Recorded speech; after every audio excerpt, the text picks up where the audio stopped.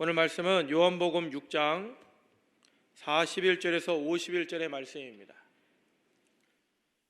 생명의 삶은 페이지 130페이지에 나와 있어요. 요한복음 6장 41절에서 51절의 말씀을 우리 다 같이 합독하시겠습니다. 자기가 하늘에서 내려온 떡이라 하심으로 유대인들이 예수에 대하여 수군거려 이르되 이는 요셉의 아들 예수가 아니냐. 그 부모를 우리가 아는데 자기가 지금 어찌하여 하늘에서 내려왔다 하느냐. 예수께서 대답하여 이르시되 너희는 서로 수군거리지 말라. 나를 보내신 아버지께서 이끌지 아니하시면 아무도 내게 올 수 없으니 오는 그를 내가 마지막 날에 다시 살리리라. 선지자의 글에 그들이 다 하나님의 가르치심을 받으리라 기록되었은즉 아버지께 듣고 배운 사람마다 내게로 오느니라. 이는 아버지를 본 자가 있다는 것이 아니니라. 오직 하나님에게서 온 자만 아버지를 보았느니라. 진실로 진실로 너희에게 이르노니 믿는 자는 영생을 가졌나니 내가 곧 생명의 떡이니라. 너희 조상들은 광야에서 만나를 먹어서도 죽었거니와 이는 하늘에서 내려오는 떡이니 사람으로 하여금 먹고 죽지 아니하게 하는 것이니라. 나는 하늘에서 내려온 살아있는 떡이니 사람이 이 떡을 먹으면 영생하리라. 내가 줄 떡은 그 세상의 생명을 위한 내 살이니라 하시니라. 아멘. 우리 주위 분들에게 인사합니다. 새해 복 많이 받으십시오. 새해 복 많이 받으시기를 주의 이름으로 기도드립니다. 오늘은 생명의 떡이라는 말씀으로 같이 우리 은혜를 나누기를 원합니다. 새해를 맞이한 우리는 여러분 항상 만족하며 감사하는 생활을 하고 있습니까? 오늘 우리가 읽은 말씀은 인간이 가진 근본적인 필요가 무엇이며 그 필요에 대한 해답을 우리에게 제시해주고 있습니다. 우리가 살아가는 데는 필요한 것이 아주 많습니다. 우리의 근본적인 필요는 무엇일까요? 오늘 우리가 읽은 요한복음 6장엔 벳세다 들판에 모인 배고픈 군중들에게 베푸신 예수님의 오병이어 기적이 기록되어 있습니다. 예수님은 그들의 원초적인 필요를 채워주셨어요. 그러나 주님의 기적을 통해 배고픔을 면했던 그 군중들은 어떻게 달라졌나요? 그들의 삶이 변화가 되었을까요? 하나도 달라진 것은 없었습니다. 이후에도 그들은 여전히 불안해했고 불만스러워했으며 방황하고 슬퍼하며 배고파하는 군중들이었습니다. 이것은 그들이 아직도 절대적이고 근본적인 필요가 무엇인지를 진정 깨닫고 못하고 있다라는 사실을 우리에게 말해주고 있어요. 요한복음 6장은 근본적인 필요가 충족되지 않은 인간은 결코 만족스러울 수 없다라는 교훈을 알려주고 있습니다. 주님의 기적을 체험한 이들이지만 끊임없이 그들은 불평하고 있습니다. 오병이어 기적 때문에 예수님께 나온 사람들은 계속해서 수군거리기 시작합니다.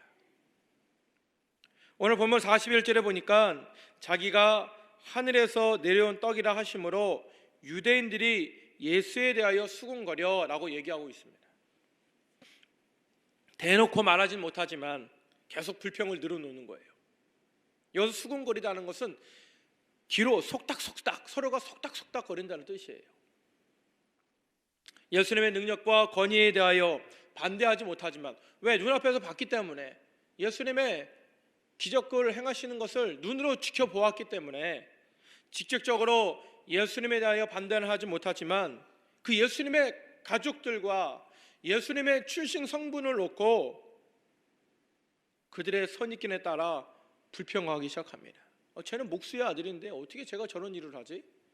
하면서 예수님을 계속해서 비방하고 깎아내리기 시작합니다. 여러분, 역사적으로 볼 때 그들은 모세 당시에 있었던 만나의 기적에도 만족하지 못하였습니다. 오히려 하나님 왜 우리에게 계속 만나만 주십니까? 라고 그들은 투정하였습니다. 여러분, 출애굽기를 보십시오. 그들은 아직도 자신들에게 진정 무엇이 필요한지 알지 못하고 육적인 필요만 강구하고 있다라는 것이에요. 성도 여러분, 그들의 진정한 필요, 그리고 근본적인 필요가 무엇이라 생각하십니까? 오늘 말씀을 통해 예수님은 모든 시대에 사람들이 직면하고 있는 근본적인 필요 두 가지를 말씀해 주고 있습니다. 첫 번째, 우리에게 필요한 것 첫 번째는 바로 하나님과의 올바른 관계라고 말씀하고 계십니다. 이것은 인간의 가장 기본적인 필요인 것이에요. 오늘 우리가 읽은 말씀에 앞서서 37절에 보면 6장 37절에 보면 이렇게 나와 있습니다. 아버지께서 내게 주시는 자는 다 내게로 올 것이요 내게로 오는 자는 내가 결코 내쫓지 아니하리라. 이는 예수님을 통해서 하나님 아버지 앞에 오는 것, 그것이 바로 근본적인 필요라고 말씀하고 있어요. 우리의 목을 치고 우리의 배를 채우는 그런 필요가 아니라 하나님 앞에 다가오는 것, 이것 자체가 우리의 삶의, 우리 인생의 근본적인 필요다라고 말하고 있습니다. 우리는 많은 것을 필요로 하죠. 의식주는 절대적입니다. 이어 더불어 직장도 필요하고 큰 사업장도 필요하고 더 많은 물질도 우리는 필요로 합니다. 그러나 예수님은 이렇게 말씀하십니다. 그것으로는 결코 만족하지 못한다. 너희의 근본적인 필요는 하나님이시다라고 얘기하고 있습니다. 우린 유한한 것으로 우리 자신의 필요를 채울 수가 없습니다. 우리의 만족을 채울 수가 없습니다. 아무리 많이 쌓아놔도 우리의 만족을 채울 수가 없습니다. 우리는 무한하신 주님 앞에 나아가야 할 줄 믿습니다. 44절에 보니까 이렇게 얘기해요. 아버지께서 우리를 이끌어 주지 아니하시면 어느 누구도 예수님께 올 수 없듯이. 여러분, 우리는 주님이 우리를 부르실 때 어김없이 주님 앞에 나가야 하는 것입니다. 저와 여러분 모두가 하나님이 불러주셨기 때문에 이 자리에 나올 수가 있는 것이고, 하나님이 불러주셨기 때문에 예수님 앞에 나아갈 수 있다고 오늘 44절 말씀에는 그렇게 주장하고 있어요. 여러분, 시편에 보시기 바랍니다. 시편 기자는 이 사실을 깨닫고 이렇게 고백을 합니다. 시편 41편 1절 말씀에 이렇게 얘기합니다. 하나님이여, 사슴이 시냇물을 찾기에 갈급한 같이 내 영혼이 주를 찾기에 갈급하나이다. 여러분, 인생의 근본적인 필요는 하나님 한 분이십니다. 하나님 없이는 제 아무리 많이 가졌다 해도 결코 만족할 수 없음을 이 시편 기자는 이미 알고 있었던 것이에요. 여러분, 성 어거스틴도 오래전에 이런 고백을 하였습니다. 그래서 성 어거스틴은 다음과 같은 유명한 고백을 하였습니다. 하나님, 내 영혼이 당신의 품에 돌아가 쉬기까지는 결코 평안함이 없었나이다. 그럼 사랑하는 성도 여러분, 우리 모두는 지금 하나님과의 관계를 통해 우리 인생의 근본적인 필요가 다 해결이 되었습니까?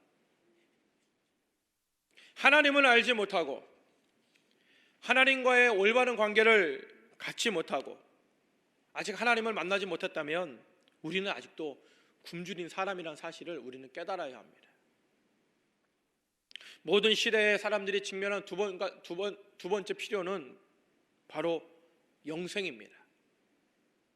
40절 말씀에 보면 내 아버지의 뜻은 아들을 보고 믿는 자마다 영생을 얻는 것이니 마지막 날에 내가 이를 다시 살리리라 하시니라. 우리는 인생을 살면서 여러 가지 문제에 부닥칩니다.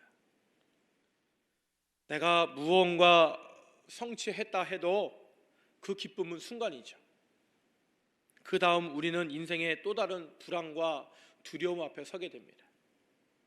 그래서 우리는 계속해서 다가오는 그 불안 앞에 질문을 합니다. 그 다음은 무엇일까? 또 그 다음은 무엇일까? 여러분, 그 다음은 무엇일까요? 우리가 문제 하나를 해결하고 그 다음에 닥치는 문제가 또 있어요. 그걸 해결하고 나면 그 다음에 무엇이 있을까요?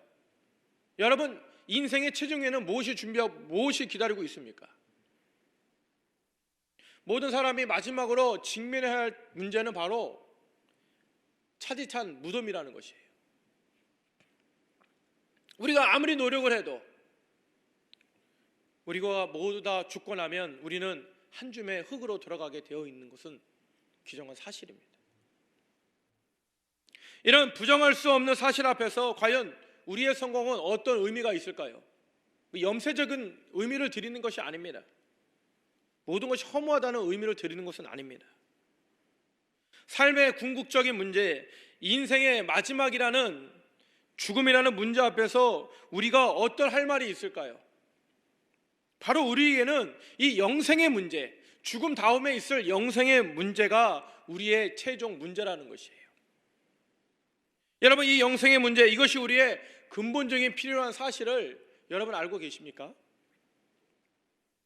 오늘 예수님께서는 말씀을 통해 우리에게 이 영생의 문제에 대한 해결책을 제시해 주셨습니다.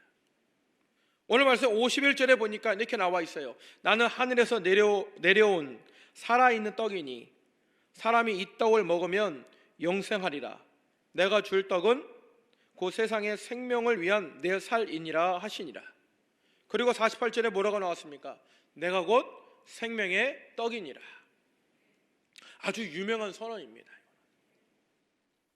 요한복음 전체에 나는 무엇이다 라고 예수님이 선포한 7가지가 나와요. 예수님의 선언 7가지가 나오는데 그 중 하나가 바로 나는 생명의 떡이다 라는 선언이에요. 우리는 이 예수님의 선언 속에 담겨진 의미를 3가지로 나누어 볼 수가 있습니다. 첫 번째, 예수님의 선언 속의 첫 번째는 예수님은 바로 하나님이시다 라는 것이에요. 예수님은 내가 곧 생명의 떡이다 라고 말씀하신 다음에 거기에는 깊은 의미가 담겨 있습니다. 여기서 내가라는 말, 내가라는 주어는 흔히 우리가 사용하는 말이 아니에요. 여기서 말하는 내가라는 것은 하나님께만 사용되는 주어였습니다. 구약에 하나님 당신은 누구십니까? 라고 물었을 때 하나님은 나는 스스로 있는 자다라고 대답을 하셨어요. 여기서 나는이란 말이 바로 신적 명칭을 뜻합니다. 예수님은 동일한 의미를 여기에서 사용하셨어요. 구약에서 사용되었던 그 의미와 전적을 동일하게 사용하셨습니다. 즉, 내가라는 말은 예수님이 하나님이라는 선언이에요. 왜 예수님께서 인생의 문제에 대한 해답이십니까? 바로 그분이 하나님이시기 때문이에요. 그분이 나를 창조하신 분이기 때문입니다. 그분이 나를 지으시고 그분이 나를 섭리하시고 그분이 나를 구속하시고 그분이 나의 하나님이시기 때문에 바로 예수님이 내 인생의 문제에 해답이 되시는 것입니다. 49절에서 50절의 말씀을 보면 이렇게 나와 있습니다. 너희 조상들은 광야에서 만나를 먹었어도 죽었거니와 이는 하늘에서 내려온 떡이니 사람으로 하여금 먹고 죽지 아니하게 하는 것이니라. 예수님께서는 모세를 통하여 만나를 주셨습니다. 그러나 그 만나가 영생을 주지는 못하였습니다. 또 하늘에서 내려온 떡이 있으니 그것은 먹고 죽은 만나가 아니라 바로 예수 그리스도라고 오늘 성경은 우리에게 말씀해 주고 있어요. 오늘 우리가 이 생명의 삶 이 페이지를 우리가 큐티하면서 우리가 알아야 할 것은 바로 예수님이 나의 생명의 떡이 된다는 사실을 기억하시길 바랍니다. 예수님을 통해서 우리가 뭘 얻어야 할 것이 아니라 우리 인생 가운데 얻어야 할 것은 바로 예수님 자체라는 것이에요. 예수님이 반석에 터져나오는 목마름을 다 가시게 하는 생수가 되시고 나의 배부름을 완전히 해결시키는 예수님이 된다는 사실을 여러분이 항상 인생을 통하여 경험하시길 바랍니다. 그래서 오늘 말씀은 바로 내가 하나님이다 라는 이 말씀을 오늘 우리가 묵상하기를 주의 이름으로 기도합니다. 여러분, 우리가 예수님을 영접했습니다. 저는 예수님을 믿습니다. 이 말을 여러분 과소평가하지 마시길 바랍니다. 그 말은 예수님이 저와 여러분 안에 있다라는 뜻이에요. 바꿔 말하면 생명의 근원이신 하나님이 이미 우리 안에 있다라는 뜻이에요. 내가 생명의 떡 선언 속에 있는 두 번째 의미는 예수님 자신이 해답이라는 것이에요. 우리의 진정한 필요는 예수님이 우리에게 주시는 그 무엇이 해답이 아니라 바로 그 예수님 자신이 해답이라는 것을 우리 모두가 기억하시길 바랍니다. 항상 우리는 기도할 때 주여 우리 저도 그래요. 주여 뭘 주시옵소서, 뭘 주시옵소서. 주님이 우리에게 항상 이런 걸 다 공급해 주시는 전능하신 하나님이시지만 우리가 바라봐야 할 것은 내 안에 예수님에 거하고 내가 예수님 안에 거하는 삶을 날마다 우리는 살아가야 한다는 것이에요. 여러분, 누가복음 15장에 탕자의 비유가 나옵니다. 탕자가 아버지를 떠날 때 그의 필요는 무엇이었죠? 그는 필요가 많았습니다. 우선 독립이 필요했죠. 그리고 많은 돈이 필요했습니다. 마음대로 살고 싶은 자유가 필요했어요. 아버지, 제게도 자유를 주십시오. 제 마음대로 여행도 하고 싶은 일도 하게 해 주십시오. 제가 언제까지 아버지 밑에서 이렇게 죽치고 앉아 있어야 됩니까? 그에게는 많은 필요가 쌓여 있었습니다. 그러나 탕자가 먼 나라에서 이 모든 걸 탕진하고 거지가 되어서 돌아오던 그날 그 아들에게 진정으로 필요했던 것은 단 한 가지밖에 없었습니다. 그건 바로 뭐예요? 그의 필요는 바로 아버지 한 분이었습니다. 아버지의 관계가 다시 회복될 수 있다면, 아버지와 아들로서의 관계가 다시 회복될 수 있다면 그 청년은, 그 탕자는 그 무엇도 필요로 하지 않았습니다.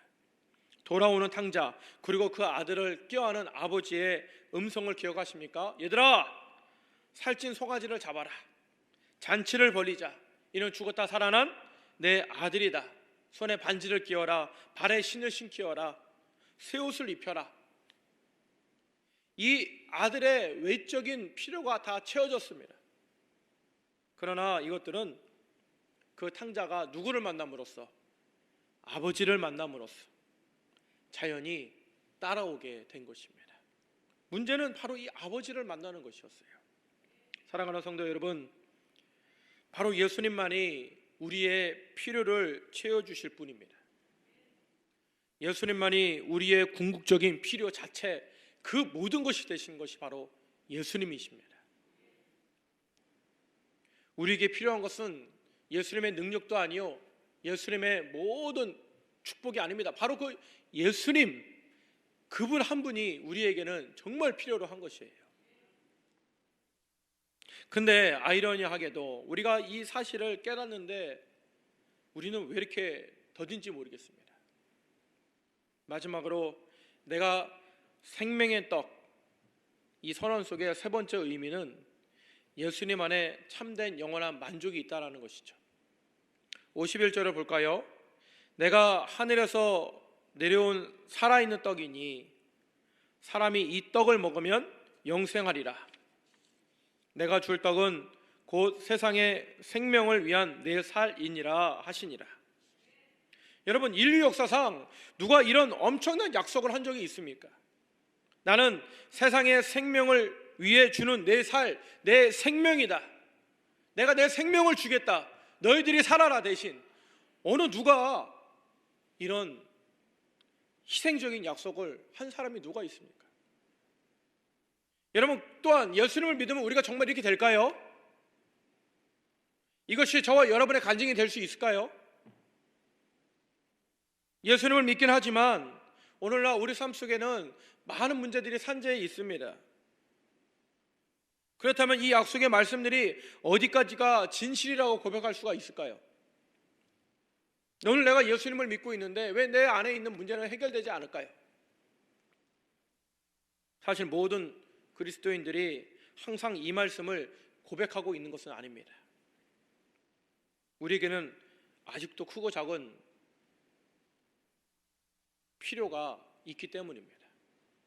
우리가 직장, 사업, 결혼, 재물, 성공 등 수많은 문제들과 오늘 이 시간도 싸우고 있음을 우리는 부인할 수 없습니다.